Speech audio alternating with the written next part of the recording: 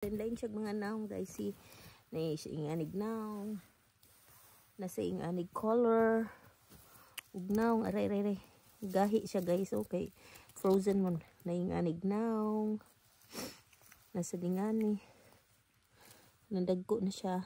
I hope you can see. Hi guys, welcome to my vlog. So today I will show you guys, I'm picking the mushrooms right now that are edible or eatable. Kanang mga makaon nga mga mushrooms. So it's called trattkantaral in Swedish. So I was picking up yesterday and then we ate for breakfast. The trattkantaral nga akong gipangkuha karon is kind of gahi. So I'll show you guys the mushrooms that I'm picking up. Okay, so you have idea which one is an edible mushroom. So these guys are the mushrooms that I'm going to pick. So now I will show you that it's frozen ha. Kay mabali na siya. Choing, mabali. And it's so hard. See? It's hard. Di na siya mapilo. Otherwise, mapilo-pilo na ni siya. Oh, mabali na siya giya. Because it's frozen. Tanaw guys. Choing. So, pick this up. So these are edible mushrooms. And I have, yesterday I just passed by them because malagi ako'y sudlanan sad. So I have already picked a few. Here it is guys. So mga nanggahi na siya. So it's a lot of mushrooms here. See, there's a lot more here. See, lingaw kaayo guys. Lingaw kaayo because it's free and it's fun to pick them up, and you know that it tastes very good. It's free food, and then it's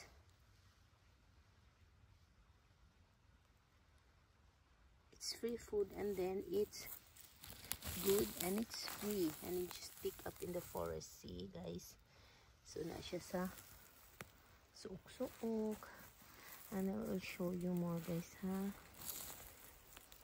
Here in this part, lapit sa may stream, there's the stream there. I'll show you. Daghan kaayo din yung kita.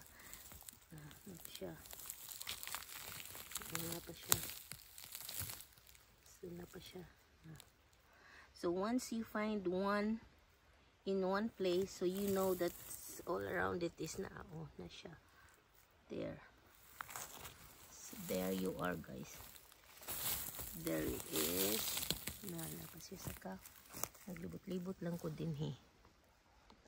So napa rin siya guys na nalibog na lang ko kay puting daghan na jud. Oh na siya. Dara ang dan. Dara ang dan. Oh na siya sa dan. Daplin sa dan. So I'm here. Daplin sa dan. Picking it up. So dali ra siya makita na pangadto ay. Kita niyo guys, na napangari. Daghan kaayo. So nalibog ko, og nalipay ko, and I'm thankful to God for this food. So to pa daghan ngadto sa unahan. So I will show you more guys. Nya dalawa lang ha, mangunit ko. Kasi yung ako gipamunit right now is gagmay. Gagmay lang. Kita ba ninyo guys? Ang gagmay lang. Dara guys. Here it is.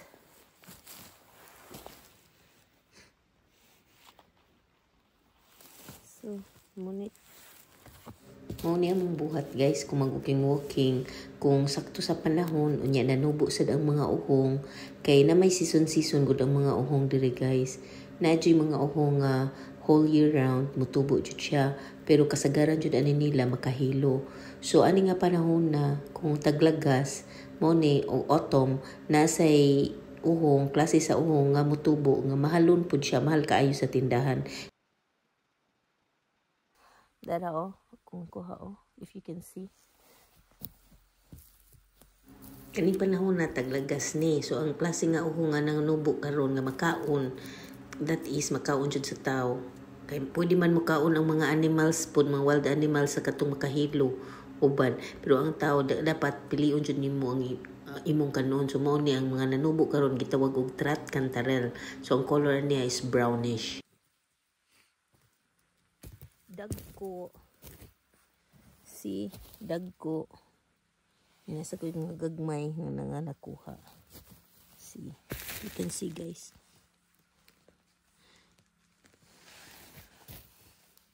Brownish siya guys, basta mature na siya, tubo na full tubo na siya.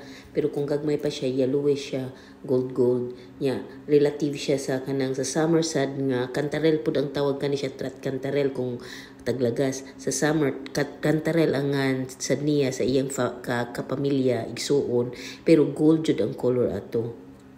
So line siya mga naong guys. See, na siya anig naong. Nasa anig color. Ug naong aray.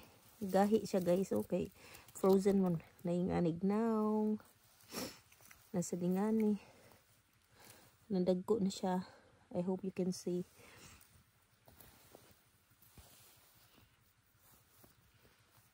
Frozen siya guys. Gold, dili jud gold, kanang yellow siya kaayo guys ba nga kanang sinaw jud kay hayag kay ang pagka yellow nya gold sa dang tawag nga sa Sweden. Anak kung makita nimo sa lasang mo anak mi ay gold kay ngano portigyong mahala na sa tindahan. Baligyan na siya sa tindahan guys, mga 1,500 to 1,800 pesos per kilo mo nang tawag sad namo gold. Ang color sad niya is yellow, so murag gold i-value na lang as gold. Ya kani sila guys, kaning mga uhunga lami kay ni siya isagol sa mga sauces, lami sad kay ni siya ibutang sa omelette, sa breakfast, lami kaayo siya. So sa ilaw atong naglaundok nga kahoy are big ones also. See, as you can see, big ones.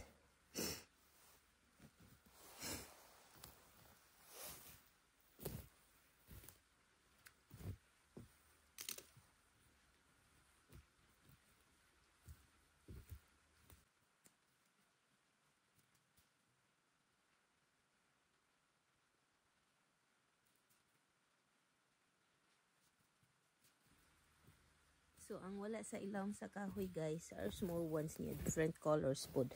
See, this are not small ones, but these are the small ones. See, I will show you na gagmay nila isa siya color sa mga bago-bago po ni siya. So I think in my own conclusion, sa kada lugar para sila naong tanan almost the same, pero dahil sila dito kana different quality in them sa kada lugar. Actually, diri sa Sweden, daghan kayong mga tao nga mag-enjoy, especially nature lovers nga mag-enjoy, magbuhat aning buhata, mamunit sa summer, sa cantarell, katong yellow, o sa taglagas, fall, or autumn, sa pagpunit og mga Trat Cantarell. Change view. Kay nga no guys, enjoyable magud kaayo guys nga maglakaw-lakaw ka ba niya na kay makitaan. At the same time, nag-exercise po ka, so it makes it enjoyable ang pag-exercise kay mag-walking man kapadung sa lasang niya magyuko-yuko po ka kay mamunit ka at the same time enjoy murag ngitag Pokemon ba nasa kay makitaan, so mahappy po ka. So enjoying nature, exercising your body, and makakaon pa jud ka kung ibaligya sa di mo magakwarta po ka. No? See, as you can see, dagko gamay.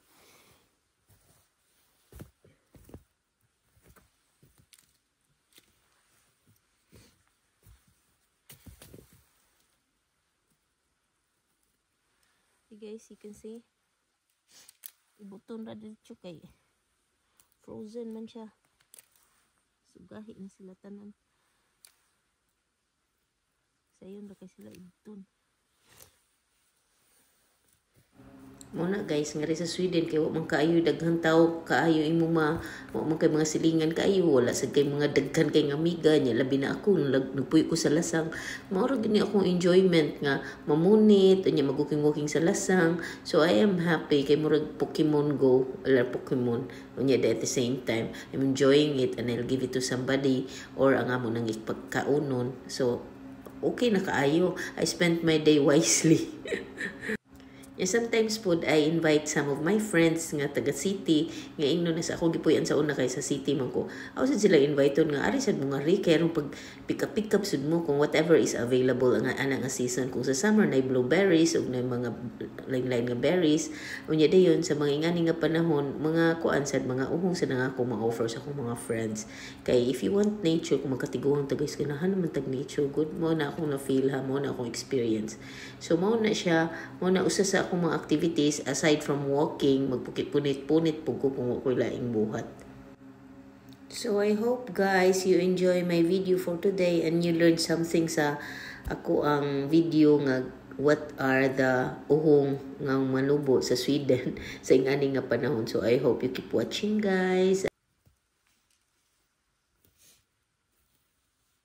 So I will show you guys how frozen these are. Uy na po man diri sa babaw. Nara sa likod sa camera. I'll show you how frozen they are. Oh, can you hear guys? Oh. These are newly baked.